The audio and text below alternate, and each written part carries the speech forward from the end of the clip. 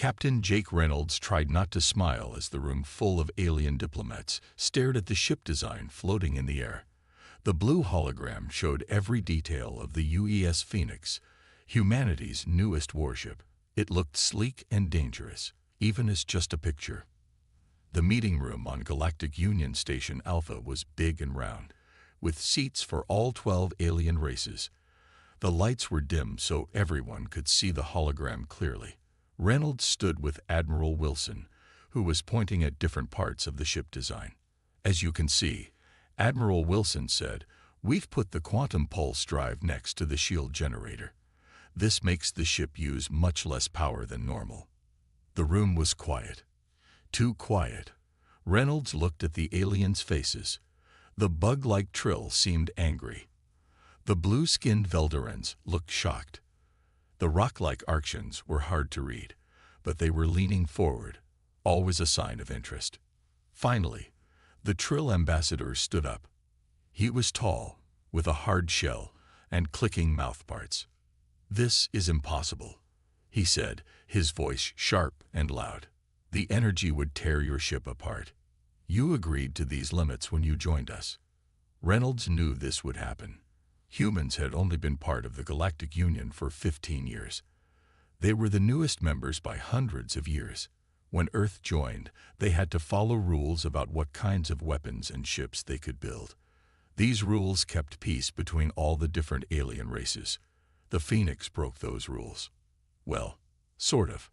Admiral Wilson slid a small crystal across the table. It contained all the technical data about the ship.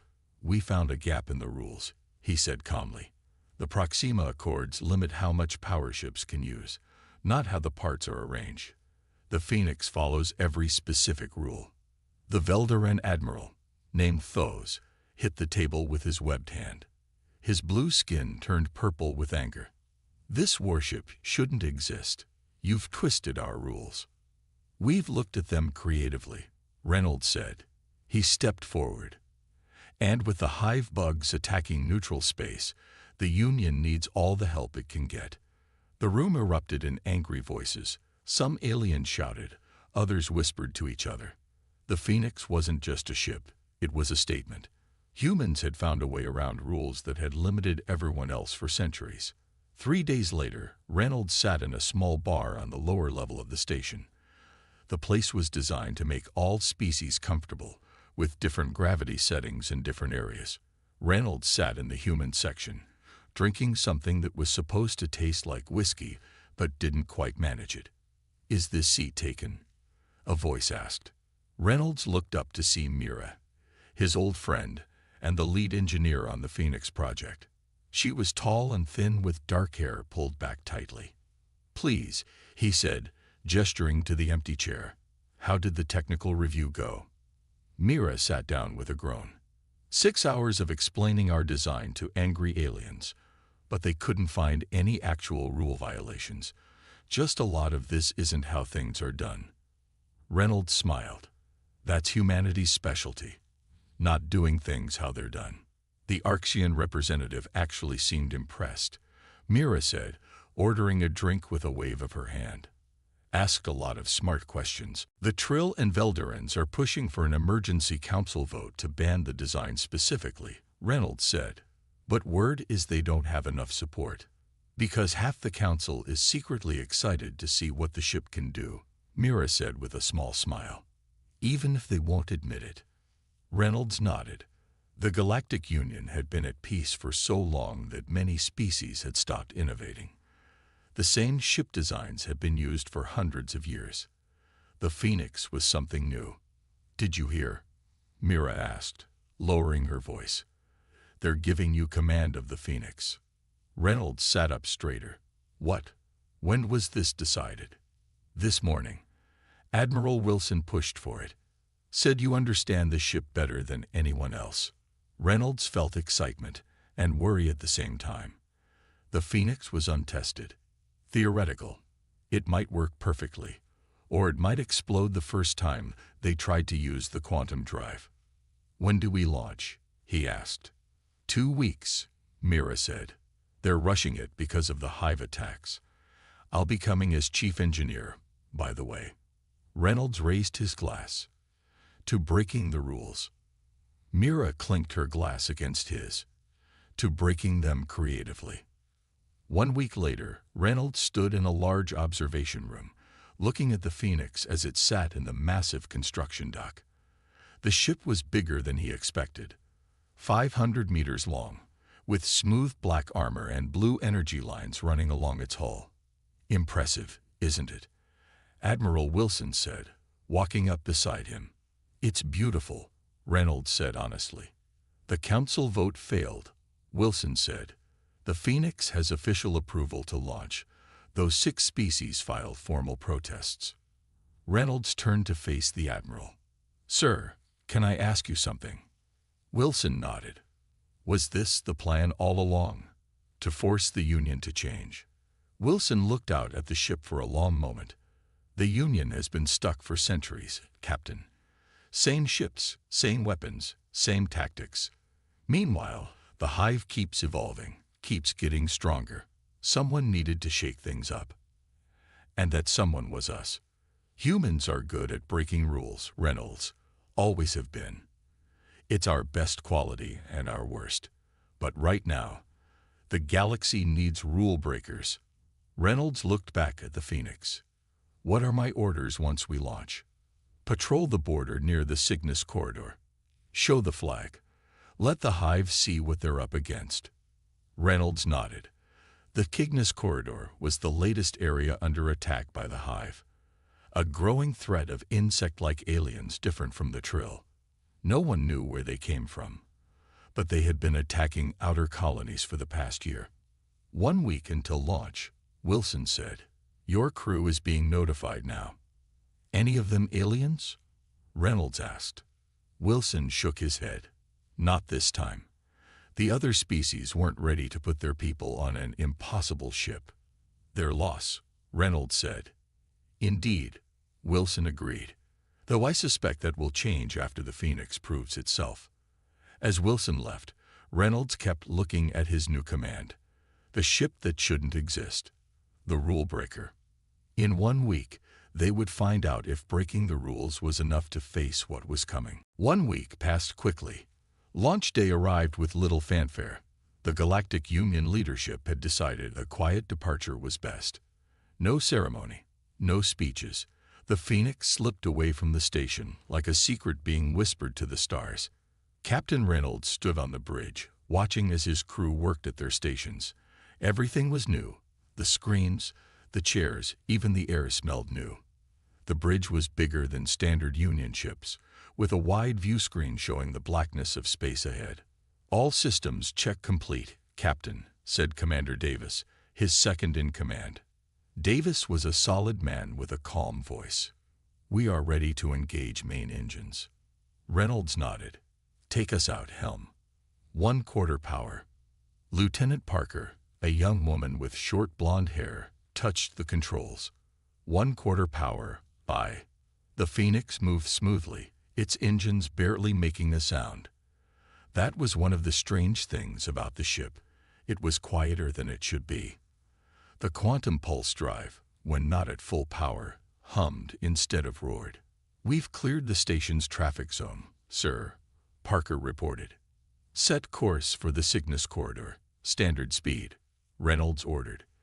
Let's break her in gently before we try anything fancy. As the ship accelerated, Reynolds felt a surge of pride. The Phoenix might be controversial, but it was his now, his responsibility, his command. He pressed a button on his chair. Bridge to engineering. Engineering here, Mira's voice replied. How are things looking down there, Chief?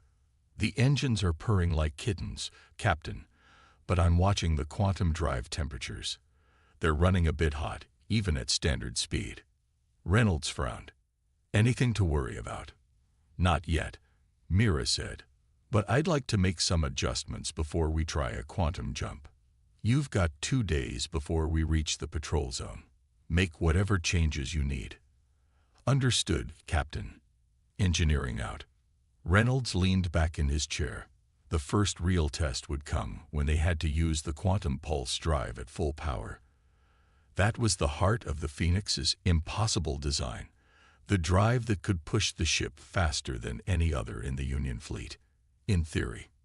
The next day, Reynolds toured the ship, meeting the crew and checking each department. The Phoenix carried 200 people, small for a ship its size, but the advanced systems meant fewer crew were needed. His last stop was engineering, where he found Mira under a large panel, only her legs sticking out. Tools were scattered around her. "Problems?" he asked. Mira slid out, her face smudged with grease. "Just making adjustments. The quantum drive is designed to work with the shield generators in a way no one's tried before. Everything looks good on paper, but paper doesn't fly in space," Reynolds finished. It was an old saying among spacers. "Exactly." Mira stood up and wiped her hands on a rag. "I've reduced the power flow by 6%. It should run cooler now. Will that affect performance?" "It means we'll use slightly more energy when we jump, but the system will be more stable. Better safe than scattered across 3 sectors." Reynolds nodded. "Good call." Alarm sounded, and both their communicators beeped at the same time. "Captain to the bridge," came Commander Davis's voice. Reynolds and Mira exchanged looks before they both ran for the door. When Reynolds reached the bridge, Davis was standing by the communications station. "Report," Reynolds said. "We've received a distress call from the mining colony on Vega AX," Davis explained. "They're under attack by Hive forces." Reynolds moved to the main screen, which now showed a star map. "Where's Vega AX in relation to us?" "Here, sir," Davis pointed. 8 hours away at Standard Drive. Lieutenant Mason, the communications officer, looked up from her station. "Sir, the message says they're facing 3 Hive cruisers. Their shields are failing." "Any other Union ships in range?" Reynolds asked.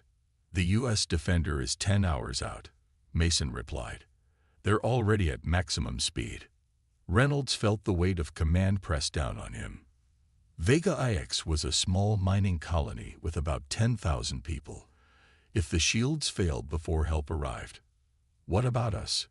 he asked, turning to Davis. "How quickly could we reach them using the quantum drive?" Davis hesitated. 30 minutes at full capacity. "But sir, we haven't tested it yet." Reynolds looked around the bridge. Everyone was watching him, waiting for his decision.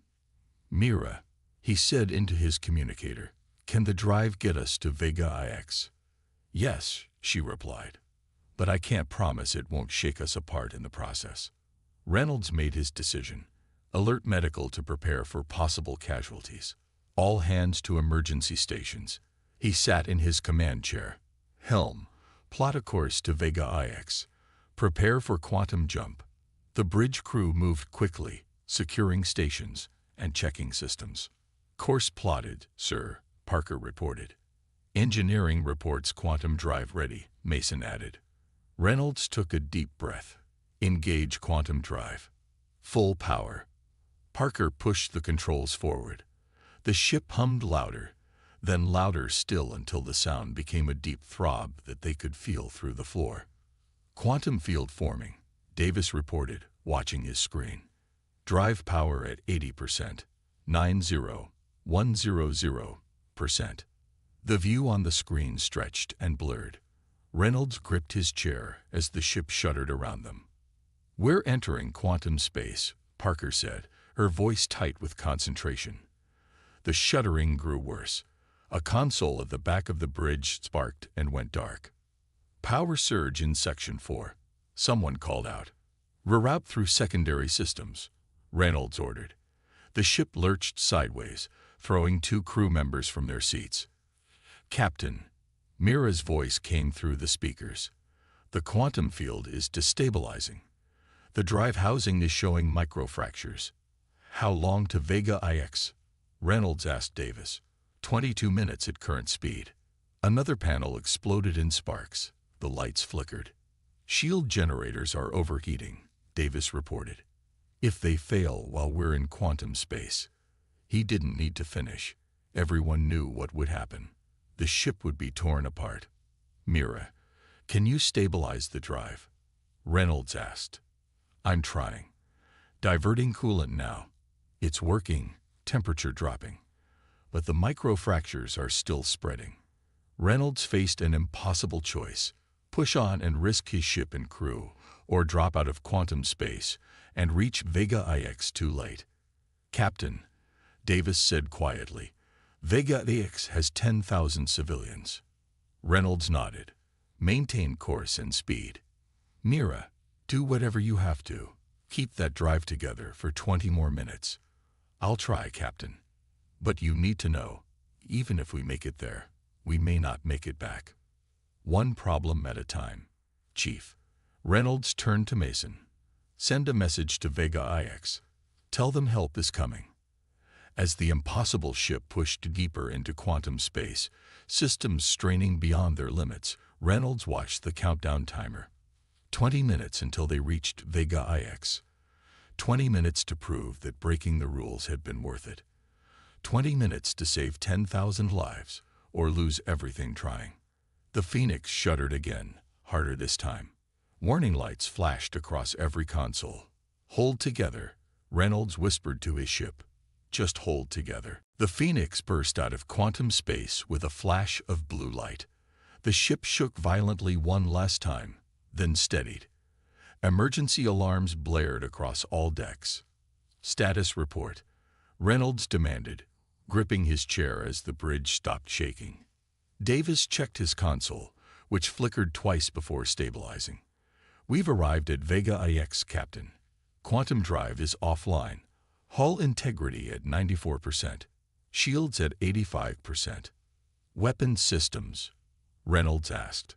"Online and functional," reported Lieutenant Wells from the tactical station. Reynolds looked at the main view screen. The scene before them was chaos. 3 massive Hive cruisers surrounded the small mining colony of Vega IX. The colony's shields glowed weakly under constant bombardment from Hive weapons. "Time until their shields fail?" Reynolds asked. Mason checked her readings. 15 minutes at most, sir." "Open a channel to the colony," Reynolds ordered. After a moment, Mason nodded. "Channel open. This is Captain Reynolds of the UES Phoenix. We've received your distress call and are moving to engage the Hive forces. Hold on a little longer." A strained voice replied over the speakers. "Phoenix, this is Governor Bell. Thank God you're here. Our generators can't take much more. We have 10,000 people in the shelters." "We'll handle it," Reynolds promised. "Phoenix out." He turned to Davis. "Tactical assessment." Davis studied the display.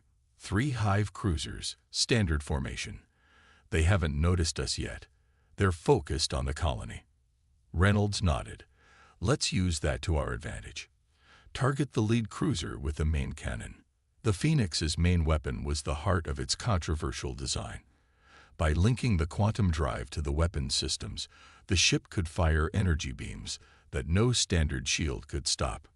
"Target locked," Wells confirmed. "Mira," Reynolds called through the communicator. "Can we fire the main cannon?" "Yes," she replied, her voice tight with stress. "But the quantum drive took heavy damage during the jump. We won't be jumping again anytime soon." "Understood. Prepare to fire main cannon." The bridge grew quiet as the weapon system charged. The Phoenix hummed with power as energy flowed from its core to the forward cannon. "Weapon at full charge," Wells reported. Reynolds leaned forward in his chair. "Fire." A brilliant beam of blue-white energy shot from the Phoenix. It crossed the space between them and the lead Hive cruiser in an instant. The beam cut through the alien ship shields like they weren't even there. The cruiser's hull split open, venting atmosphere and debris into space. "Direct hit," Wells called out. "Enemy vessel critically damaged." The view screen showed the Hive cruiser breaking apart, secondary explosions rippling along its length. "The other Hive ships are breaking off their attack on the colony," Davis reported. "They're turning to engage us." Reynolds had expected this. "Helm, bring us between the Hive and the colony." "Tactical, prepare secondary weapons." The Phoenix moved smoothly into position, its engines pushing it faster than a ship its size should be able to move. On the view screen, the two remaining Hive cruisers grew larger as they approached. "They're powering weapons," Wells warned. "Raise shields to maximum," Reynolds ordered. "Evasive pattern Delta." The first shots from the Hive ships flashed across space. Most missed as the Phoenix twisted away, but two hit directly. The ship rocked under the impact. "Shields holding at 72%, Davis reported. "Return fire. All secondary cannons," Reynolds ordered. The Phoenix's smaller weapons opened up, sending pulses of energy toward the Hive ships. Unlike the main cannon, these were standard Union weapons, and the Hive shields blocked most of the shots. "Minimal damage to enemy vessels," Wells said. Reynolds frowned. The main cannon needed time to recharge after its first shot. They would have to hold out until it was ready again. "Captain, we're being hailed," Mason said with surprise. "By the Hive." This was unusual. The Hive rarely communicated with Union forces. "On screen," Reynolds said. The view screen changed to show a Hive commander. The alien looked like a giant insect with multiple eyes and a hard exoskeleton. Its mandibles clicked as it spoke. "Human vessel," the Hive commander said, its voice translated by the ship's computer. "Your ship configuration is unknown to us. You have destroyed one of our cruisers. Surrender now or be destroyed." Reynolds stood up from his chair. "This is Captain Reynolds of the UES Phoenix. You are attacking a civilian colony in Union space. It is you who should surrender." The Hive commander's eyes seemed to narrow. "Your ship should not exist. Our scans show impossible energy readings." "That's why it's called the Phoenix," Reynolds replied with a small smile. "Now back away from the colony, or we'll show you what else this impossible ship can do." The Hive commander clicked its mandibles angrily. "You will be destroyed." The screen went dark. "Well, that went well," Davis commented dryly. "How long until the main cannon can fire again?" Reynolds asked. 3 minutes, Wells replied. "We might not have 3 minutes," Davis warned. "Both Hive cruisers are moving to flank us." Reynolds thought quickly.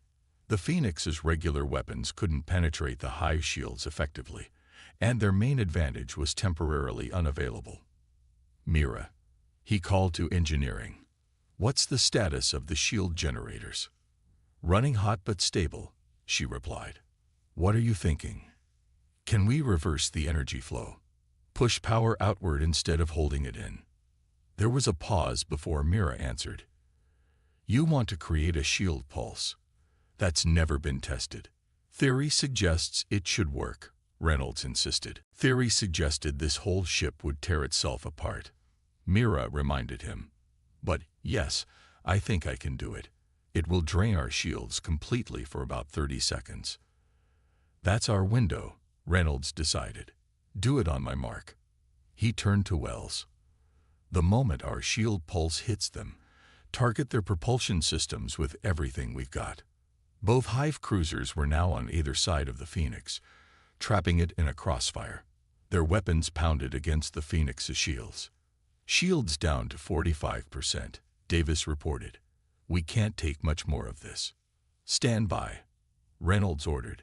He waited until the Hive ships were at their closest approach. "Now, Mira, shield pulse." The lights on the bridge dimmed as power surged to the shield generators. For a moment, nothing seemed to happen. Then the Phoenix's shields expanded outward in a wave of blue energy. The pulse slammed into both Hive cruisers simultaneously, making their shields flicker and distort. "Fire all weapons," Reynolds ordered. The Phoenix's secondary cannons fired in unison, targeting the engines of both Hive vessels. With their shields disrupted by the pulse, the shots hit home, causing explosions across their hulls. "Direct hits," Wells reported excitedly. "Their engines are damaged. Their shields are failing." "Main cannon status?" Reynolds asked. "Ready to fire in 30 seconds. Reynolds nodded. "Target the cruiser on the left. Prepare to fire." The Hive ships, damaged but not destroyed, We're trying to move away from the Phoenix. They're retreating, Davis said with surprise. Not far enough, Reynolds replied. Fire main cannon. Once again, the brilliant beam shot from the Phoenix. It struck the targeted Hive cruiser midsection, cutting it nearly in half. The alien ship broke apart in a series of explosions. The last Hive cruiser accelerated away, limping on damaged engines. Should we pursue? Davis asked. Reynolds considered this. No. Our priority is the colony. Let it go. He turned to Mason. Contact Governor Bell. Tell him the colony is secure. As Mason relayed the message, the bridge crew broke into smiles and quiet cheers. They had done the impossible. A single ship defeating 3 Hive cruisers and saving 10,000 lives. Reynolds looked at the broken remains of the destroyed Hive ships on the view screen. The impossible ship just did the impossible, Davis said quietly. Reynolds nodded. And the galaxy will never be the same. 3 days after the battle at Vega IX, the Phoenix remained in orbit around the mining colony.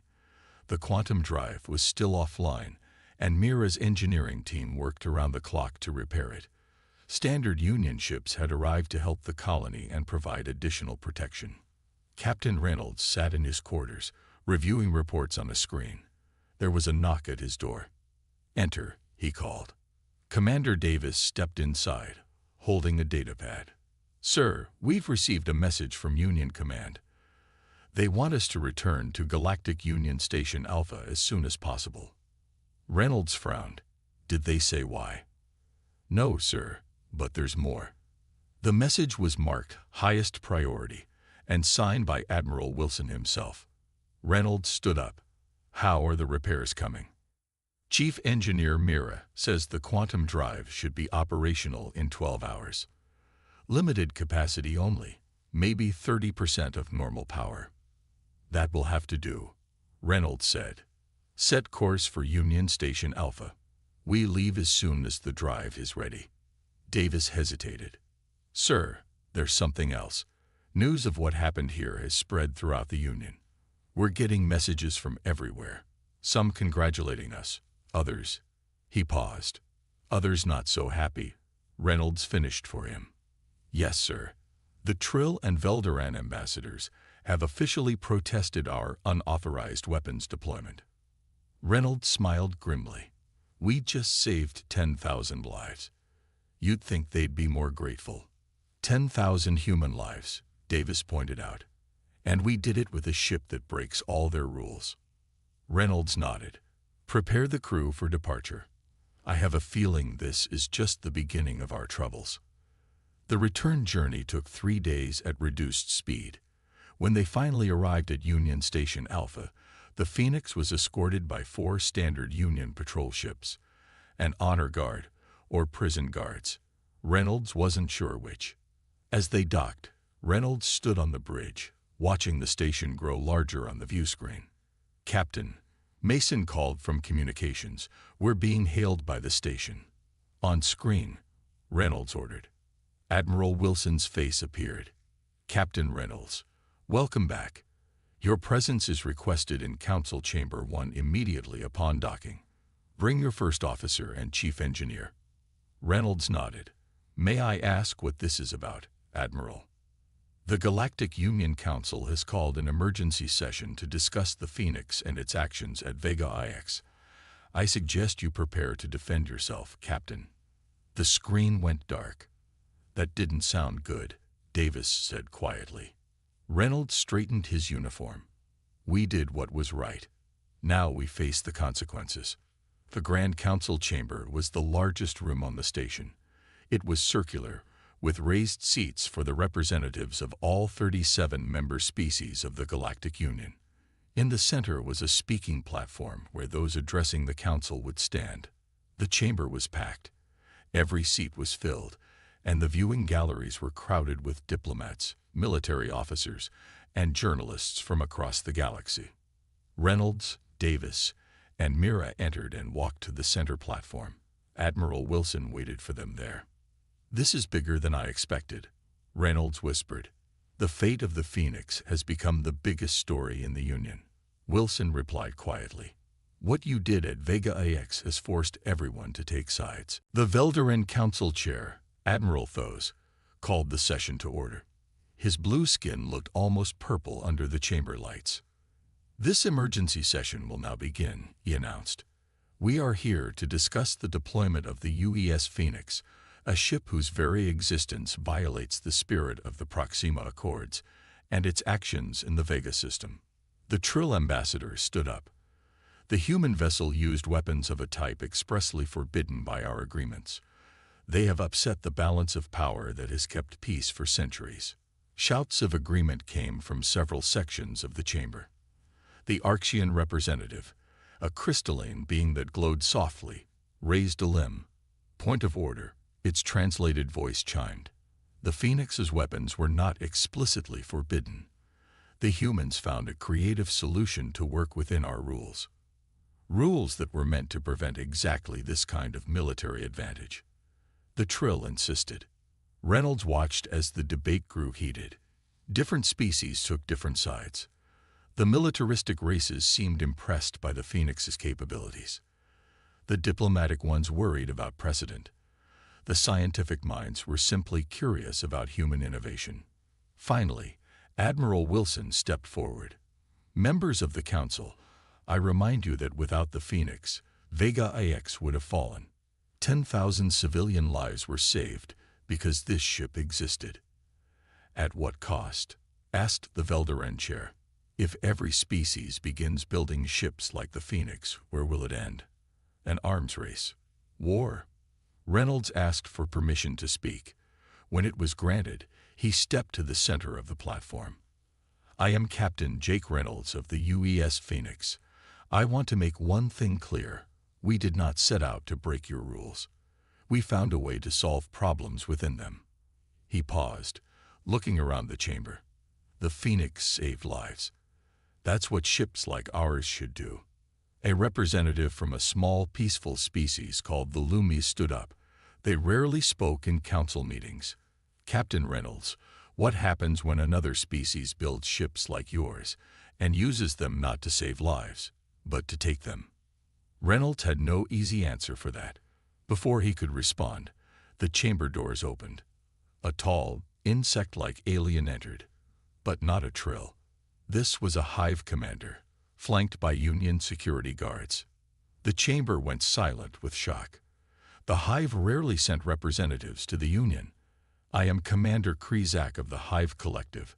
The alien's translator spoke. I have come to provide information about the true threat. Reynolds exchanged glances with Admiral Wilson. This was unexpected. The hive commander walked to the center of the chamber. The vessel you call Phoenix destroyed 2 of our ships and damaged a 3rd. Such power is impressive. Its mandibles clicked. But you do not understand why we attacked Vega IX. Enlighten us, the Veldaren chair said coldly. We detected signals from beyond the rim of the galaxy. Something is coming. Something worse than the hive. We attacked Vega IX to test its defenses, to see if your Union was ready. The hive's multiple eyes scanned the room. You are not ready. But that ship, it pointed at Reynolds, that impossible ship gives you a chance. Murmurs spread through the chamber as the council members digested this information. The Archean representative chimed in. Are you suggesting cooperation, Commander Krizak? I am suggesting survival, the hive replied. My people have been fleeing from this threat for generations.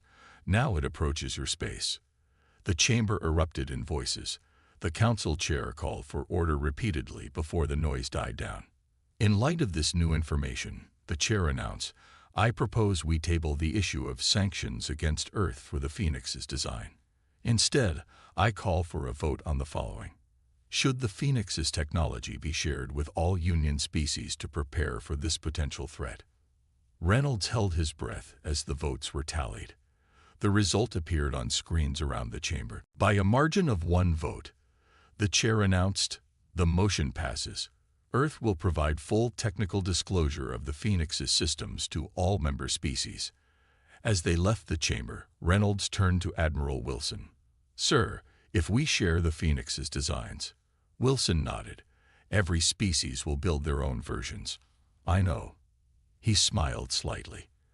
"But that was always the plan, Jake." Reynolds stopped walking. "What do you mean?" "The Phoenix wasn't just a warship.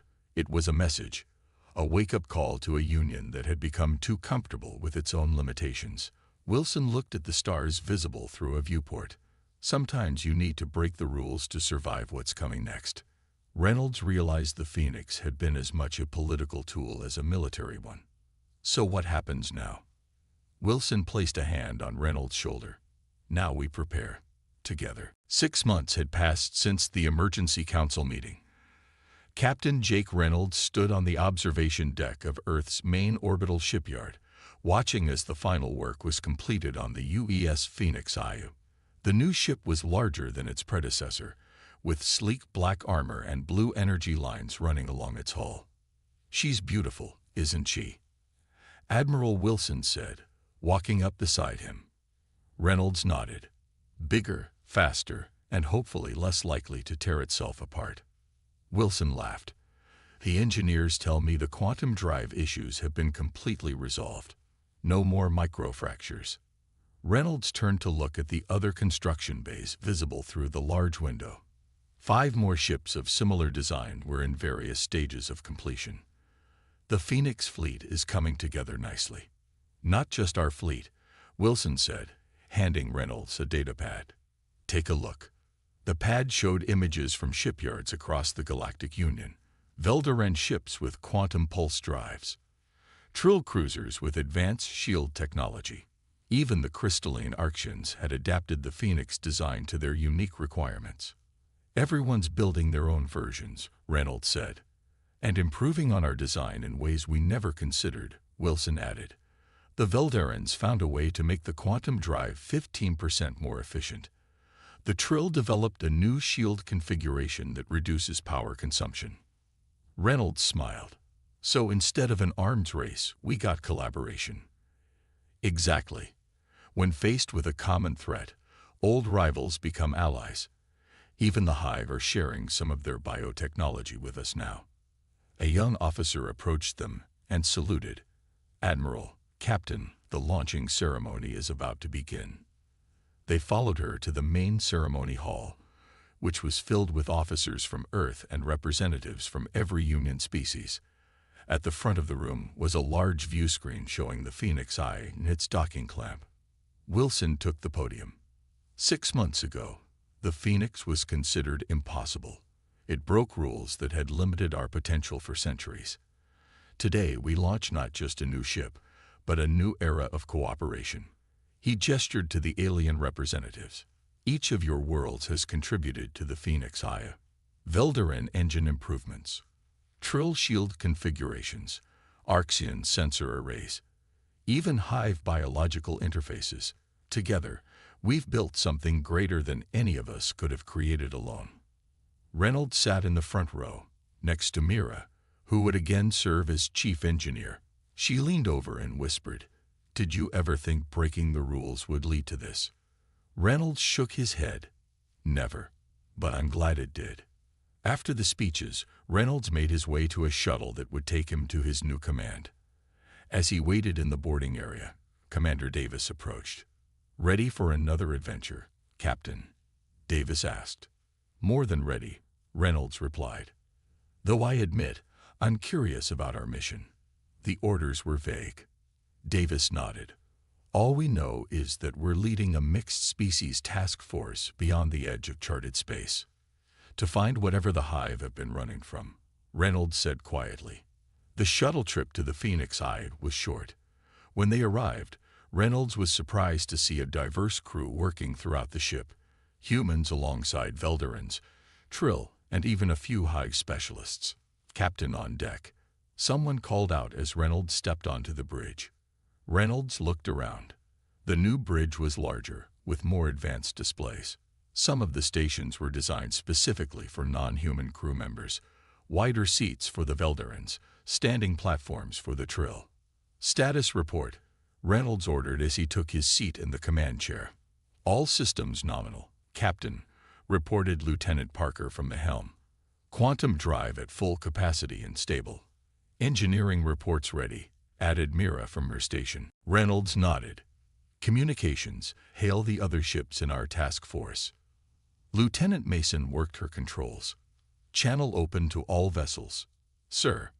The main screen lit up, showing the bridges of 6 other ships, one from each major Union species, plus the original Phoenix, now commanded by a Velderan captain named Krell. Task force captains reporting in, Mason said. Reynolds addressed them. This is Captain Reynolds of the Phoenix Eye. Our mission is to investigate the threat from beyond our galaxy's edge. We're venturing into unknown space, facing an enemy none of us has seen before. He paused. 6 months ago, we were arguing over whether ships like ours should exist. Today, we're flying them together. I'd call that progress. The alien captains nodded or made their species equivalent gestures of agreement. Prepare for departure, Reynolds ordered. Form up on the Phoenix Eye once we clear the shipyard. The docking clamps released, and the Phoenix Eye moved smoothly away from the station. One by one, the other ships joined formation. The Velderan Light of Truth, the Trill Harmony of Stars, the Arxian Crystal Defender, and 3 more. As they approached the jump point, Reynolds felt a mixture of pride and tension. The first Phoenix had broken the rules out of necessity. This fleet existed because everyone had finally recognized that some rules needed to be broken. Task Force is in position, Captain, Davis reported. All ships report ready for quantum jump. Reynolds looked at his diverse bridge crew. Lieutenant Parker, set course for the coordinates provided by the Hive Intelligence, beyond the galactic rim. Course set, sir. Reynolds took a deep breath. Signal all ships. Prepare for quantum jump on my mark. The bridge grew quiet as everyone prepared for the jump into the unknown. All ships acknowledge ready, sir, Mason reported. Reynolds nodded. Engage quantum drive. The stars on the view screen stretched into lines of light as the Phoenix Eye led the task force into quantum space. The impossible ship that shouldn't exist was now leading the greatest combined fleet in Union history. As the blue swirl of quantum space surrounded them, Reynolds thought about how far they had come. 6 months ago, they were outcasts for breaking the rules. Now they were the vanguard of a united galaxy. Captain, Davis said quietly, do you think we're ready for whatever's out there? Reynolds watched as the task force followed them into the quantum tunnel, ships of different designs from different worlds all working together. I don't know, he admitted, but I do know this. If there's one thing humans are good at, it's breaking rules when they need to be broken. And now we've taught the rest of the galaxy how to do it too. Davis smiled. Breaking rules creatively. Exactly, Reynolds said. And that might just save us all. The Phoenix Eye accelerated deeper into quantum space, its impossible engines pushing it faster than any ship should be able to go, breaking the rules of physics just as its creators had broken the rules of the Galactic Union. Behind it followed the United Fleet, heading toward an unknown enemy and an uncertain future, but doing so together. Sometimes Reynolds